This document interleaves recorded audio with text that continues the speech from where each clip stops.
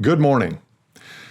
10,000 years ago, and probably 50,000 years ago, in what's now known as Tanzania, our ancestors' price signals were gazelles and tubers and fruit and other things. Today, it's the numbers that are listed on groceries and rent and gas and tuition. Little barcodes everywhere asking us yes or no.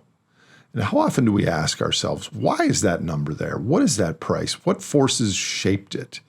Milton Friedman famously said, inflation is always and everywhere a monetary phenomenon. Yes, it's true. The amount of money creation with respect to the size of the economy is important. But prices in dollars or in euros or yen or rupees are signals from a living system that has thresholds, pulses, delays, and feedbacks. Money acts as a current in an ocean of energy, materials, technology, leverage, ecosystems, and social contracts. Actually, ultimately, money is a social contract relying on trust and shared values, and one that will be increasingly stressed as a great simplification approaches. There is a wider boundary framework of how all these economic factors interrelate, and I've come up with 7 major drivers of either inflationary or deflationary impacts on prices.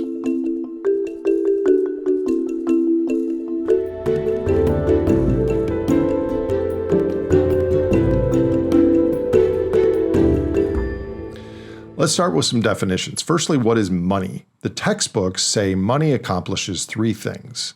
First, a unit of account. Second, a medium of exchange. And third, a store of value. All true. But biophysically, there's also 4, a claim on energy, and 5, a claim that externalizes ecosystem cost and impacts like pollution, deforestation, soil depletion, species extinctions, etc. Every dollar, when it's spent, effectively hires an invisible energy worker that leaves a footprint. This should immediately set you to thinking about how much money can there realistically be that is spendable in a functioning world? And other questions, probably. Okay, so what impacts the prices of things in our world? Let's start with the obvious driver of inflation, money creation. When commercial banks issue new loans, they create new deposit money. When central banks and treasuries coordinate stimulus, they inject new purchasing power into our system. If we look at the history of broad indicators of money supply, like M1 and M2, they go through long periods of steady growth punctuated by jumps higher around, almost predictably, financial crises. That money supply growth has tracked, more or less, our expanding throughput of energy and materials over time. More money has chased more stuff, which enables more credit growth and then more stuff. But when credit expands faster than the real economy's capacity to deliver goods and services, people's purchasing power outstrips the amount of things that are actually available to buy. So prices rise to match this relatively increasing scarcity. And sometimes, often in crises, and sometimes not in crises like now, it's the central banks that are pouring on this accelerant. Low interest rates and asset purchases lift financial wealth, which then spill into real-world demand with a time lag. You might consider interest rates as the price of money. Lower rates, in effect a lower price on money, increases the demand for money and pushes prices for everything else higher. Higher interest rates lower the demand for borrowing, shrinking money supply growth, and decreasing demands for other goods and services, pulling prices down. So the first category of things that impact prices, money creation, has an inflationary impact on prices. Indeed, the purchasing power of a United States dollar has declined by about 95% in the past century. That is the impact of inflation. The second category As those of you who've watched my online presentations know, we can print money, but we cannot print energy, only extract it faster. The modern economy depends on concentrated ores, fertile soils, ample fresh water, and above all, dense and affordable energy. As high-grade resources are used up, we go after thinner, deeper, more scattered deposits, like shale oil. That means more trucks, more rock moved, and more energy burned per unit of output. Back in the day, in the 1800s, we used to mine 40% copper ore in Butte, Montana. Then 100 years ago, in 1920, it was 4% for the entire country. And now copper ore is down to 0.4% of the rock that it comes from. So we have to grind up 10 times more ore to get a kilogram of copper. That's happening to nickel, it's happening to oil, it's happening to soil, it's happening to all kinds of resources. And here's how it looks. Here's a graph showing copper production in the country of Chile. The blue bars represent copper ore production by the entire country, and the red shows how much energy was needed to get that ore. This dynamic is inflationary. When it costs more to obtain and process the raw resources, the prices of the end product inevitably goes up. And since energy is embedded in all goods and services, everything in society gets more expensive if we can't reduce the energy consumption of industrial processes faster than energy prices grow. Natural resource depletion, writ large, is also inflationary. So what about technology? Technology is usually deflationary. Over time, when processes become repeatable, chips and screens and assembly lines, we reduce costs from learning and new innovation. We squeeze out waste, we become more efficient, and we scale production, and we standardize processes. Your television today costs a fraction of a TV 20 years ago and also does more things. As a result, demand for TVs also increased exponentially, with nearly every household in the US having at least one in their homes. Not me. I gave my last TV to my brother 26 years ago, and I've not had one since. But not all tech reduces prices. Some tech shifts costs into the physical world. A current example in the news is AI. Inference and training demand large, always-on data centers. These require electricity, land, cooling, chips, and the supply chains behind those chips. If power grids strain, or if adding capacity requires expensive gas peakers or long-distance transmission or critical materials, AI's upstream footprint can cause prices to go up. Electricity rates, server cost, even the steel and concrete for the data halls. In turn, it's expected that the productivity from AI in the broader economy may increase overall between 1% and 2% a year, which, if it happens, would be massive, but a mixed bag with respect to overall inflation. So technology tends to make replicable things cheaper until and if it collides with resource limits or shifts costs to energy-hungry infrastructure. But at least historically, technology has been deflationary. Fourth category, prices are not just about costs, they're also about who can pay the costs. Affordability is the anchor of the demand for goods and services. And as I've pointed out recently on this show, there is a big difference between median income and wealth and the average income and wealth, especially in the USA. A lot of stories about the K-shaped economy in the news, as in many places, the median household is really struggling and feeling the pinch. So it stands to reason that when large groups run out of financial dry powder and then wages lag, interest payments rise, and their savings shrink, and these folks cut back. Sellers find fewer buyers at yesterday's price, then inventories accumulate and discounts appear. You consider price as a meeting point, and when the median buyer steps back, that meeting point moves down. deflation. We saw this in various sectors after COVID stimulus faded, used car prices dropped, certain consumer goods were piling up, rents were being negotiated where vacancy rose. Affordability is why the market price is not a static thing. Price is just the agreement between buyers and sellers. This is why inequality is ultimately critical to the continuity of socioeconomic systems. Because if a third to a half of the population can't afford basic things, the financial system itself would collapse. Broad lack of affordability is deflationary. We haven't seen it for a long time, but it is on the horizon. Then there's finance. Greed, status, and human social creativity adds invisible springs and gears between the real economy and the prices we see. Leverage, which uses borrowed capital to invest and to hypothetically make more returns than the original loan, magnifies the moves in asset prices slowly on the way up and often quickly on the way down. Then there's leverage on leverage, derivatives, basis trades, carry trades that even magnify further that magnification.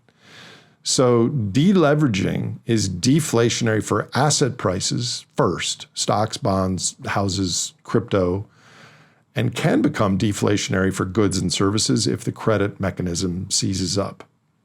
So we've had loud, but so far not catastrophic reminders of this. Long-term capital management unwind in 1998. These were the guys that I used to work with at Salomon Brothers.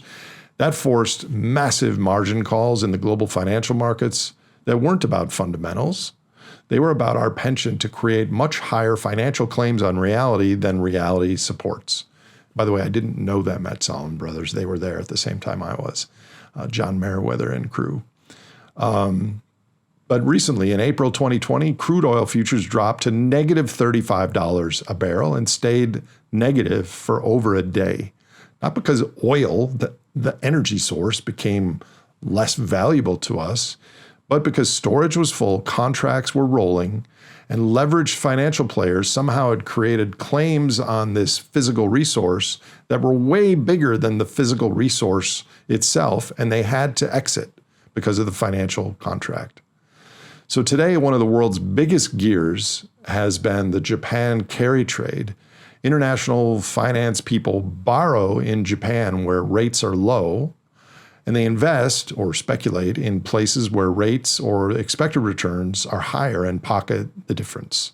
That works until it doesn't. Because of the crazy leverage in the system, if rate differentials compress or if the yen weakens, the unwind can force selling in places that beforehand seemed unrelated, including, for instance, the U.S. government bonds that the Bank of Japan owns. I think the last number is around $1 trillion US dollars worth. So forced selling of previous leverage is deflationary for asset prices and sometimes for real goods downstream if credit tightens. This happened in the Great Depression in the 1930s. Leverage in our financial system has a big potential deflationary impact on prices. Next category is an unusual one for a list of inflation and deflationary impacts. We don't often list ecology on a list of things that influence prices in our lives. But as viewers of this platform are aware, we are inexorably leaving the ecological stability of the Holocene. Nature, to the upcoming surprise of many, is no longer going to be just an economic footnote.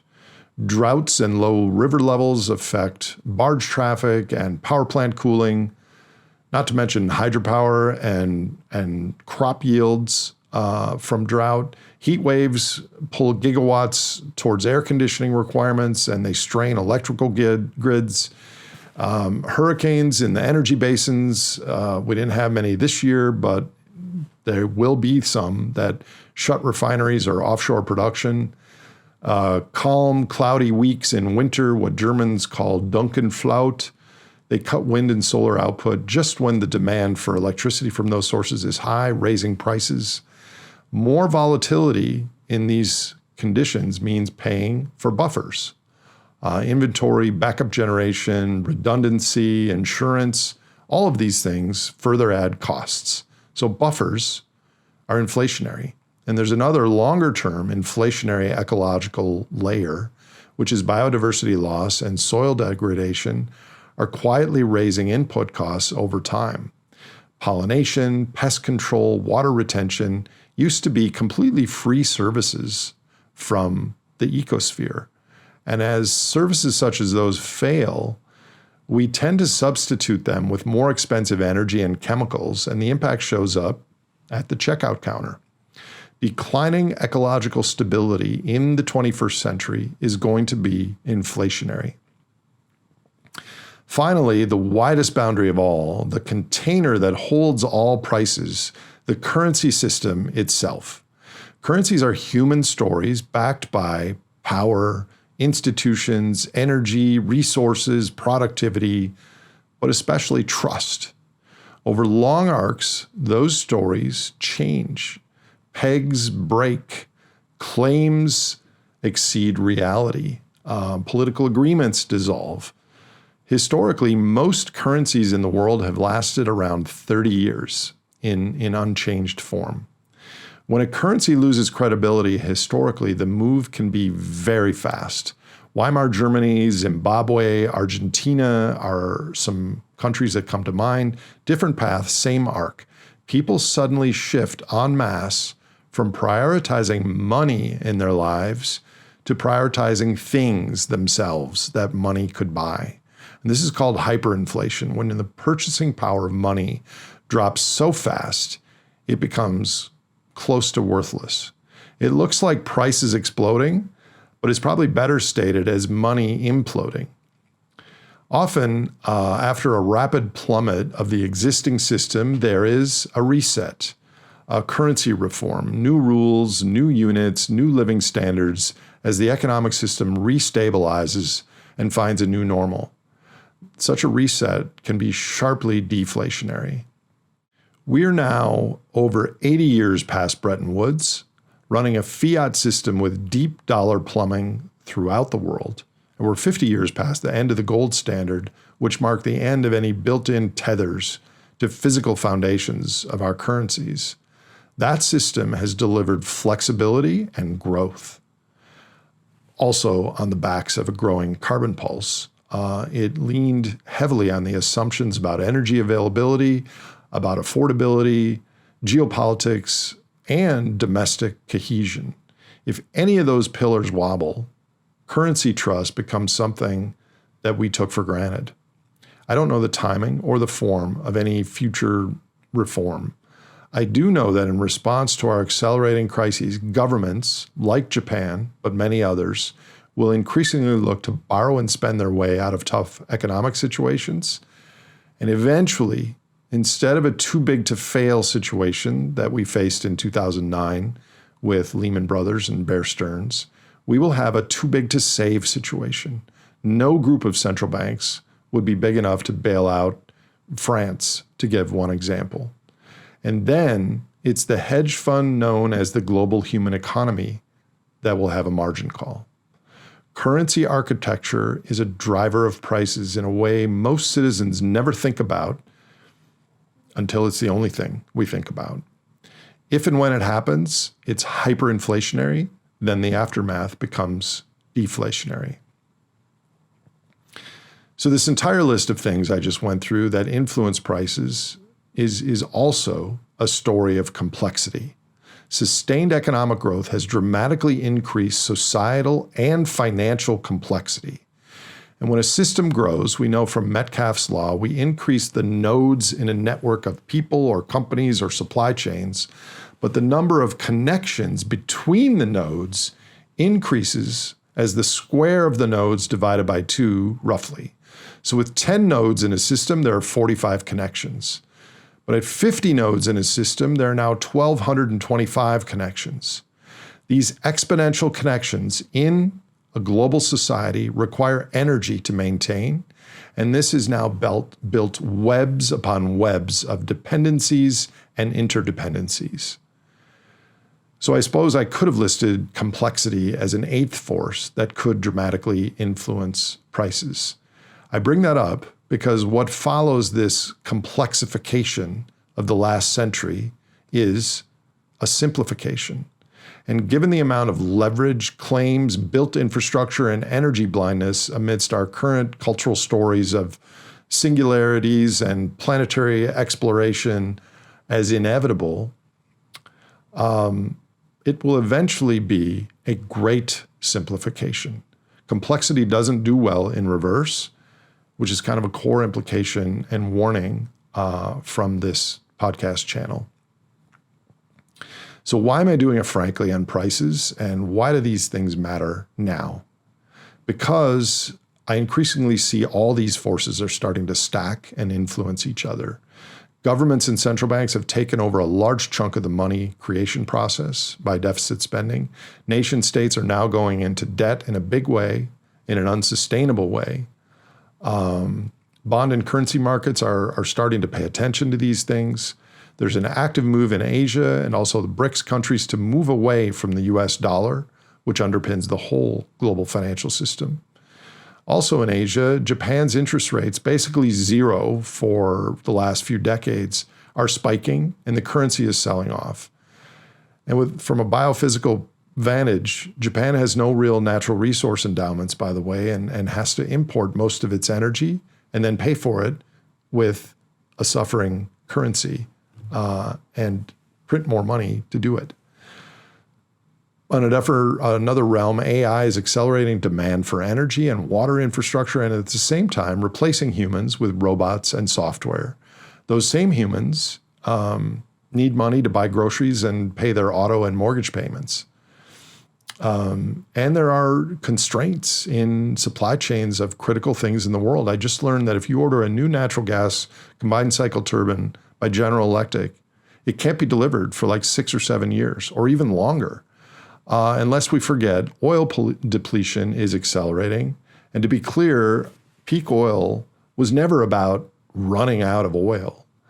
But the oil that's available in the open market that's owned and sold by exporting countries won't be able to keep pace with the growth requirements of the world's financial system. We're now in a perilous period where we're increasing our financial claims on reality while reality deteriorates.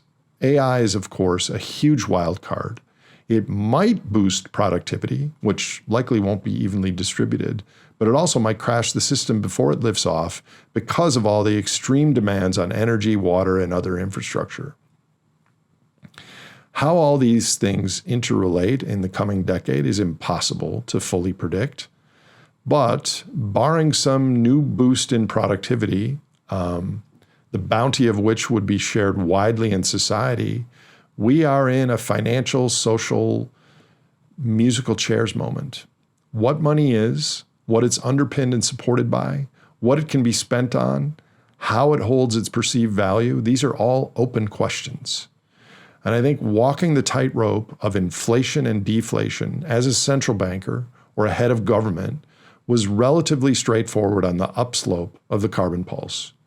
Now this tightrope has become the social contract itself. And unless productivity rises and its gains are shared, we're playing musical chairs with increasingly fewer chairs and more people wanting seats.